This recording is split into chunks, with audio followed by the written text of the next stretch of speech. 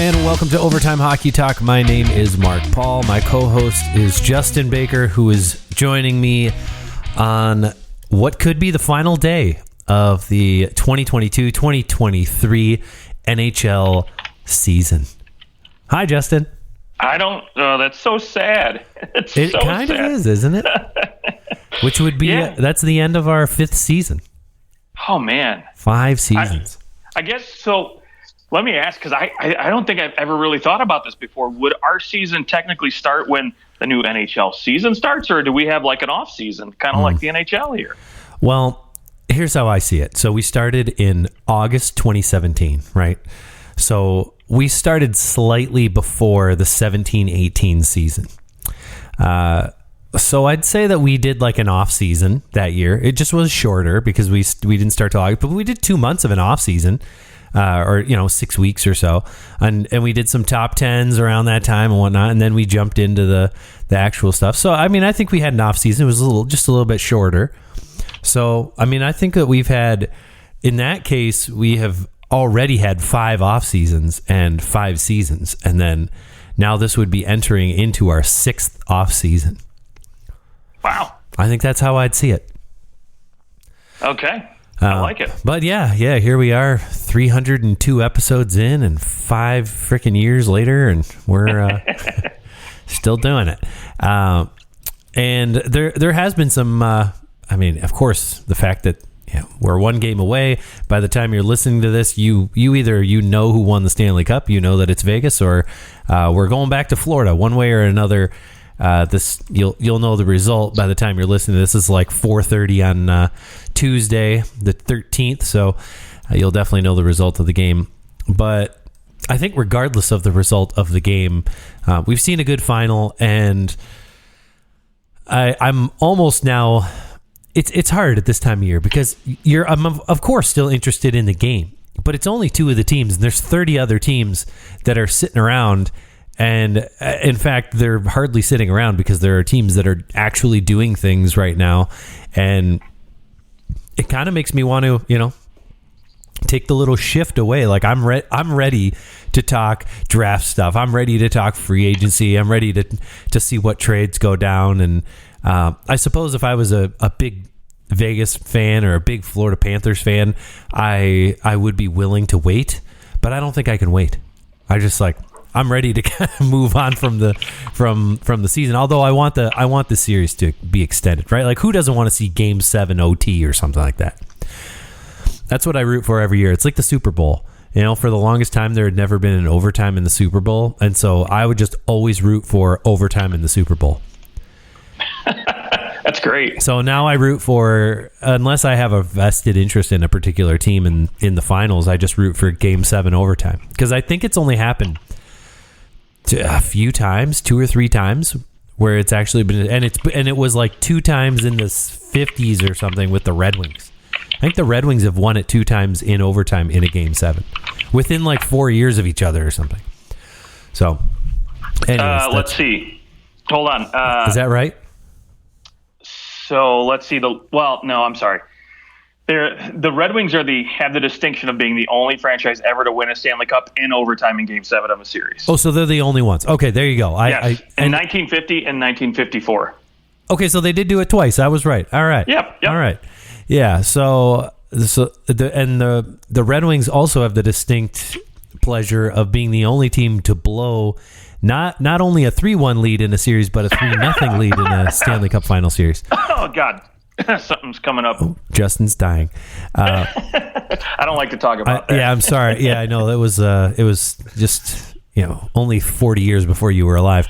I didn't actually realize that no team other than that Leafs team that came back down 3-0 have ever even come back down 3-1 in the Stanley Cup Finals. So I mean, being down 3-1 in the Stanley Cup Finals is a death sentence. No one has ever come back other than that one Leafs team, and that was like 1942.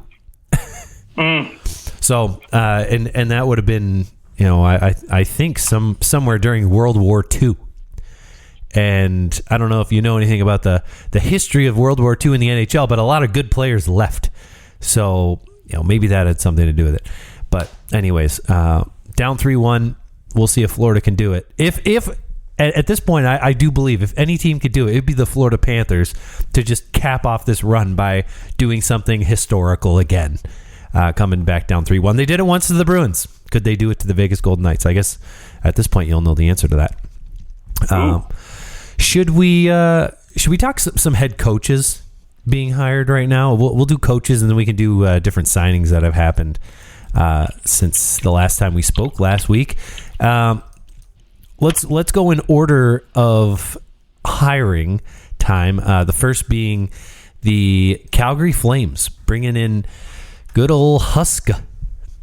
Ryan Huska is promoted from the AHL to the Calgary Flames head coach. What do you think of this move for the Flames? What does it like signify for the Flames moving forward? Well, I mean, it really signifies, I think, just a change in thinking, right? Because I know, really, like, you know, they with Daryl Sutter, right? They wanted the experienced coach, they wanted the guy with the pedigree, right? So they bring in somebody else who doesn't have like that kind of, I don't know if prestige is the right word you want to use for Sutter, but you know, that kind of, you know. I mean, sure, he's won 2 Stanley Cups. He's been to 3 Stanley Cup Finals. Absolutely, he's a prestigious coach. Maybe like not in the, like, he's not a modern day type of coach, but I mean, he has won both his cups in the last 12 years. I mean, that's not like it's that long ago. Oh, no, and no disrespect to him, but I just think this is a different way of thinking that, hey, you know what? We need to approach things a little bit differently, right? We don't need a taskmaster. We don't need, you know, a super disciplined coach. We want a guy. I mean, I don't know a ton about Ryan Huska and really his, you know, outside of, you know, what I can read on paper, right? I never really watched too much of, you know, his minor league in the AHL and WHL play, and you know how things went for him and the Flames organization prior to him coming here. But, you know, I from what I read and what I understand, it's just, you know, you're getting a little bit younger. You're getting a guy who is, I guess, has a different way of thinking than Daryl Sutter. And you're hoping that maybe that can unlock, you know, a lot of that potential and things that just weren't going so well for your team last year that maybe you think can kind of flip the switch, right, with some of these players like, you know, Jonathan Huberdeau and Mackenzie Weegar and Jacob Markstrom, that these guys can turn a new leaf and, you know, really get back to the way they used to play, right? I mean, look, the big example I look at is when Huberdeau and Mackenzie Weegar, when they were playing in Florida, right? They had the young, inexperienced coach of Andrew Burnett, a guy who's a former player, a little bit younger, thinks the game a little bit differently, right? And he just unlocked that potential just so well out of these guys that I think that they're hoping that Ryan Huska can pretty much do the same. Yeah, let me. So there's an app called Sports Ox. They basically are like a recruitment platform, and players can go in and they can actually rate and like put reviews of head coaches that they've had. You can't just go sign up for this app. You actually have to be like invited, be a former player or something. Let me just read you a few of the things about Ryan Huska that I saw posted from it. One from 2021, harder on younger guys than old guys. Here's a different one. Huska expects the best out of his players and demands them to do the things that will push their development. Very organized day in and out, and day in and day out, and he made it very clear for every game how he expected you to play. Here's a negative one. This is from 2020, though. It says, cared too much about details that had nothing to do with the game, micromanaged players, didn't give confidence to guys who needed it. Honest and good person, smart and understands the game well. That was all one review, by the way. Being honest about the good things and the bad, right? Last one, Huska's a really good coach. He holds guys accountable, gets the most out of his players every practice. It doesn't matter if you're a first rounder or a free agent. He plays to win and will play the guys that are rolling that night. He tells you what you need to hear, not what you want to hear, and will make you a better player. I'd recommend him as a coach any day. I get the vibe from reading those like 4 or 5 reviews from players that used to play with him that he is going to push you. He's going to be honest with you, but it doesn't sound like he's... So in that sense, it sounds like he's similar to Daryl Sutter, but I don't think that he's the completely unreasonable, kind of like old crusty curmudgeon douchebag kind of vibe that maybe Sutter came across. Like Sutter just kind of had that unreasonable I'm the coach, so this is how I'm going to do it kind of attitude. And it sounds like Huska, well, he's going to push his players. It seems like guys respected him and appreciated what he did for their game. So just a little bit of an insight into him, because I also don't know a whole lot about him other than what I can read, and so I think that's it to me signals the Flames are maybe not necessarily coming into this next season going, oh, we're going to go make the playoffs. I don't know that this hiring says that to me. I think it might be more, we need to build a different culture, and maybe they're willing to take a beat. I think, of course, they want to make the playoffs, but I think that you would have to consider this taking a beat and going, they need to change the culture. It may not change overnight, and this might result in taking a slight step backwards before they can really catapult forward. Okay. Yeah. I mean, it wouldn't really shock me, but at the same time, right, I think sometimes, sometimes you just need a shot in the arm, and it's easier to replace the head coach too than it is to, make a bunch of big moves. So. Yep. That's fair too. Okay, let's go to the New York Rangers, who have been, seems like they've been searching for a head coach for a long time, and Peter Laviolette's name has been out there for just as long, and after deciding between Laviolette and ex-Predators coach John Hines, they go with Peter Laviolette, who it sounds like he signed a 3-year deal worth slightly under $5 million a year with the New York Rangers. That's a nice little deal. That money doesn't surprise me, but no, isn't it funny though how much money Babcock got and nobody's getting that anymore? Even after, I think, and even that's even like, think about what's happened with inflation. So I mean, a $6 million deal. If you just say, hey, maybe over that time since 2014, I mean, we've seen at least probably 10-15% in inflation. So now that deal is really $5.4 million. What it was before, I mean, or even less. So it's just interesting that coaches just are not getting the same amount of money that they were at that time. There were other coaches that got signed for big deals then too. Yeah, and I think the big reason for that is basically because guys like Babcock are, again, those prestige coaches, those guys who have won cups, those guys who have been around coaching forever, right? You're seeing them get, they're not staying in the same place for 5, 6, 7 years like we used to see head coaches all the time get a chance to really, really, I guess, see things through right to the end. Really now it almost feels like coaches every 2 or 3 years, if you haven't, cut the mustard, you're gone, right? So I think, teams just don't want to invest a ton of money and get stuck like Vancouver paying 5 coaches. Well, but see, I like for Laviolette. I mean, we all know what Laviolette can do. I mean, he can walk into a team and he can change the culture really quickly and take a team and catapult them. But he has a lifespan, and it seems to be about 3 years. So the 3 years doesn't surprise me, but you just kind of wonder, and that's fine. They don't want to sign guys to a super long deal, but you'd think 3 years and that AAV would go up. Over the last 7 years, and no one has made more than Babcock in 7 years. That's just interesting. That even if you're not going to sign somebody to like a 6, 7 year deal, that's fine. But interesting that they're not still, hey, maybe $7 million a year for a very highly prestigious head coach. But just an interesting observation. What do you think Laviolette is going to do for this team that Gerard Gallant could not?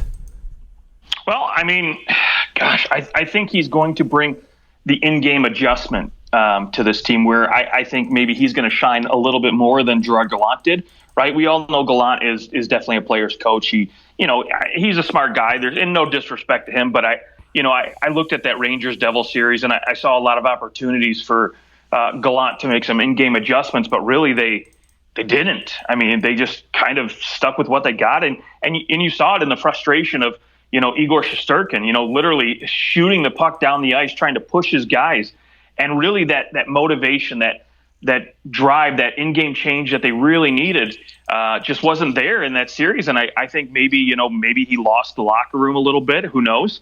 But I do think one thing Laviolette will bring is going to be that in-game adjustment. And whether that's in the form of changing lines or just that style of play, maybe a little bit more. I think he's going to bring that pedigree, and it shows because he's taken a couple different teams to the Stanley Cup Finals with Philly and Nashville, and ultimately won it with the Canes his time there. Yeah, so he's good for at least one Stanley Cup run, except for with Washington. Right. Well, I mean, honestly, Washington was basically in the last or second to last year of their legitimate Stanley Cup window, and he walks in there and really that team wasn't going to go very far from the way that it was built. I mean, they won their cup, and that was kind of it. Like, they weren't going to. They had their chances long before that. Many, many great teams that could have won the Stanley Cup had they been able to break through. And I think he just kind of took over at the wrong time for the Washington Capitals. But all right, so he's the head coach of the New York Rangers. It'll be interesting to see, how that all kind of pans out. Can he get the Rangers over the hump? I mean, the Rangers are like a lot of teams. We don't really care about the regular season. We're just waiting to see what they can do in the playoffs. And they are a team that, obviously they went to the conference finals last year. They lose in the first round this year. And, I mean, anything short of Stanley Cup is going to be a failure. So it'll be, can Peter Laviolette win a cup, which would be, 16? Well, they won in 06. 06, so maybe. It would be 16, so 18 years between cups. That would be a pretty impressive feat. I don't know what the longest time between coaching Stanley Cups would be. That would be an interesting little. Everything's interesting to me right now. Apparently, I have no other vocab. That would be fascinating to find out. Fascinating. There you go. So, anyways, we'll somebody look that up, or I will. Let's go to some of these signings. I think the craziest one, we'll just start here because it's simply a player re-signing with his team. Andreas Athanasiou getting $4.25 million a season for 2 years. What did you think of this deal when you saw it? Did you think Andreas Athanasiou would ever get $4.25 million? No, but I honestly thought that it was simply a cap floor move for Chicago, right? I mean, there's no shocker that Taves isn't coming back, Kane's not coming back, so they've got to spend the money somewhere, right? And I think he was coming off a deal that he was making basically $3 million, so you knew, as well as he played last year, I thought he looked pretty good as a second line guy for Chicago, who was bouncing up and down the first and second line most of the year, but 40 points, 20 goals. I mean, to me, that's kind of worth a little bit of a raise. Now, maybe not much, but, it was enough to say, hey, you know what? We like what you've been doing. We think that they need some guys that they basically need guys that they've got to pay money to, and not drastically overpay, like go out and get, like, for example, Derek Ryan just signing with Edmonton. They don't want to pay a guy like that $6 million just to, hit the cap floor, right? So, sure. So, yeah, I mean, it's an admirable signing, one I'm not surprised about. Maybe it's a little bit more than I thought he was going to get, but again, he looks like he fits in well in that organization. He brings a little bit of swag to a team that's definitely going to be rebuilding, and hopefully he'll be, maybe he'll get to play with Connor Bedard this season, and maybe make those numbers look even better. That's how they convinced him to, hey, like, we'll give you a little bit more money. My guess is that he had an okay year. It's not like he was bad at 40 points, but my guess is that he maybe is a $3.5 million player anywhere else, but you go, we'll pay you a little bit more to keep you. And we know, like, it's still going to be probably pretty painful to play here next year, even with Bedard. I mean, let's say Bedard takes them out of the basement. They're still probably not going to, like, what team are they going to jump next year? Like, Anaheim theoretically is going to be better. Columbus is going to be better. I mean, maybe they jump like a San Jose, who just Philly. Yeah, Philly. Yeah. So I mean, you jump a couple teams. There's not a whole. It doesn't seem like you're going to go and contend for a playoff spot too quickly. Like, it's going to be a little bit of a road. Even if he turns out to be just as good or better than Connor McDavid or something, like, it's still going to be a second because they don't just have nothing there now. Right, exactly. McDavid didn't come in Edmonton all of a sudden as a playoff contender, right? It takes time. You need other guys. Yep, exactly. Okay, other deals signed. We finally saw one of your lovely sign-in trades, your favorite things ever. This is only the second time that a sign-in trade has ever happened. Do you know the other time that it's happened? Yeah, it's Matthew Tkachuk. Yeah, okay, there you go. It wasn't long enough ago to forget. Exactly.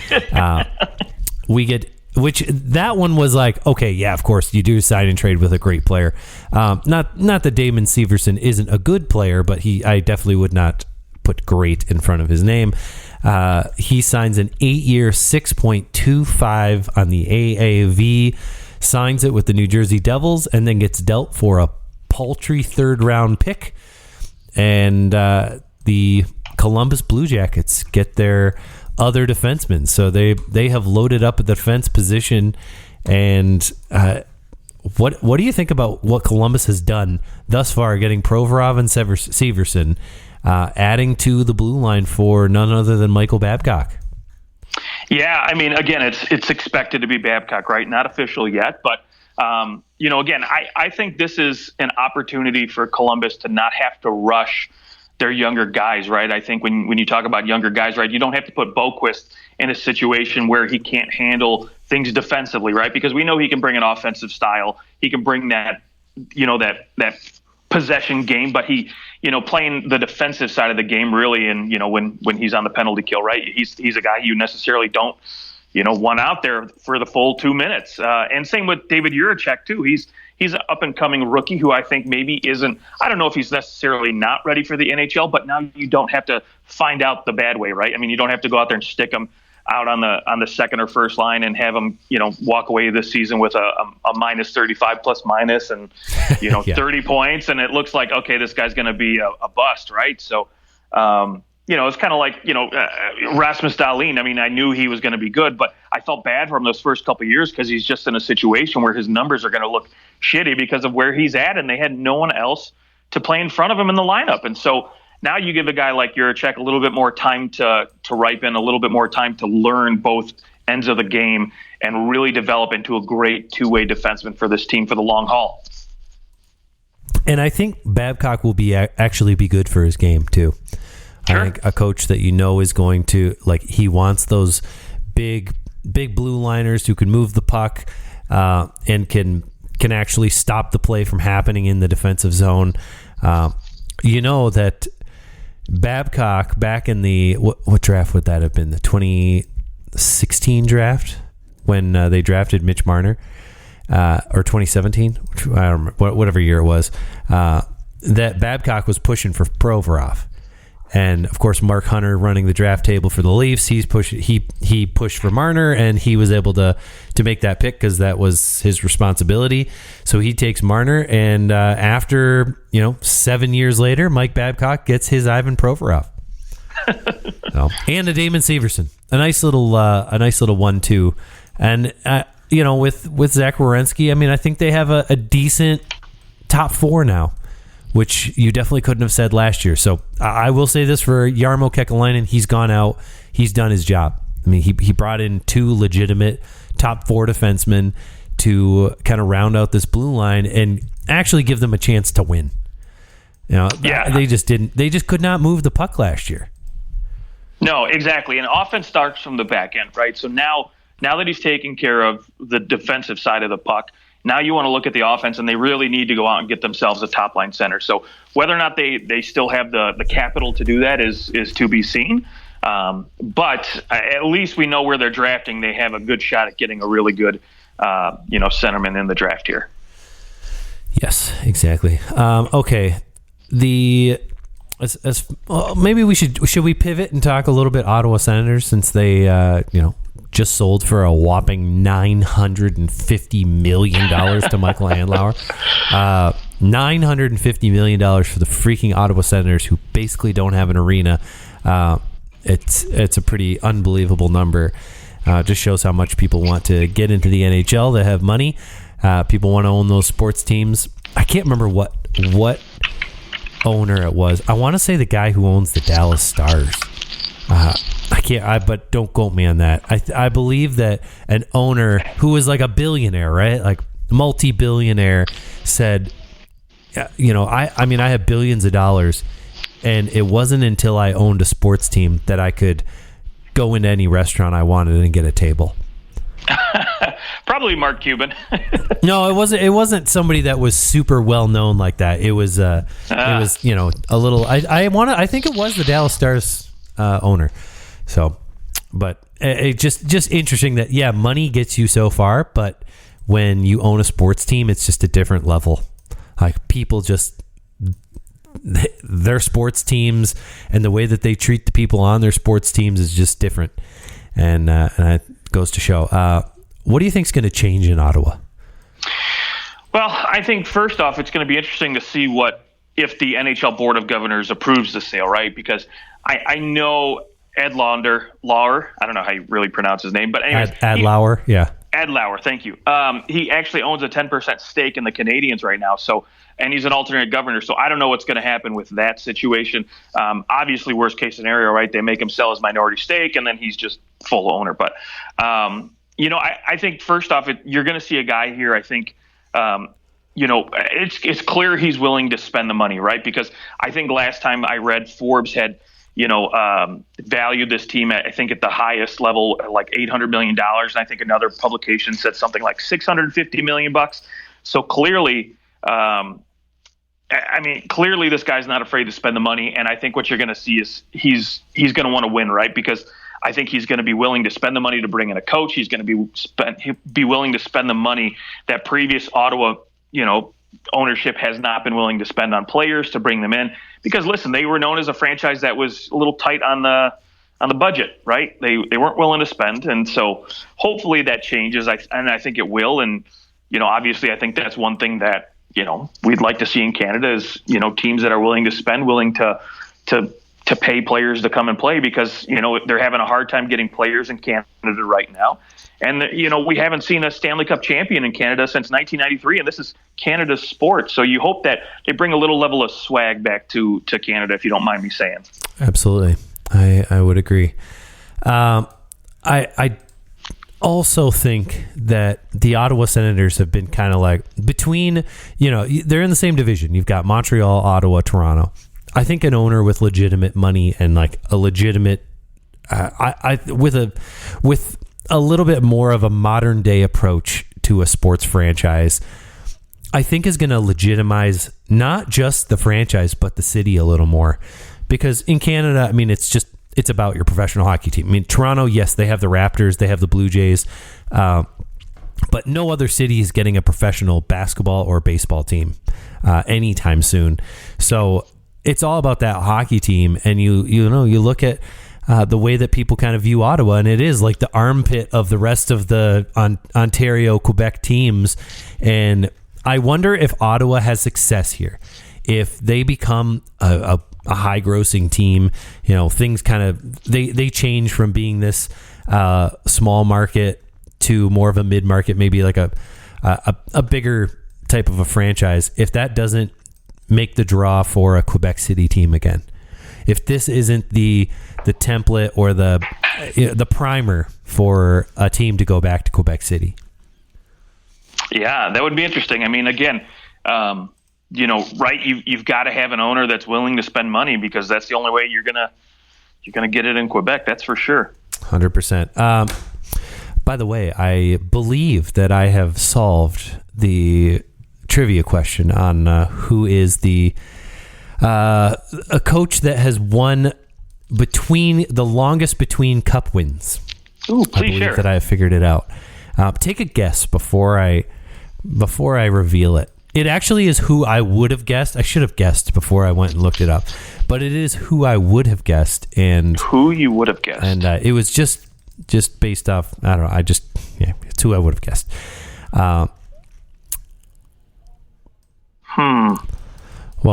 Well, you think of that. I don't know. Yeah. Well, okay. Well, I'll just tell you, it's Scotty Bowman. Scotty Bowman. He won the Cup in 1979 with the Montreal Canadiens for the last time, and then the next time he won the Cup was with the Pittsburgh Penguins in 1992. So he won it 13 years apart. So, I mean, that's actually not that long for how long some of these coaches coach.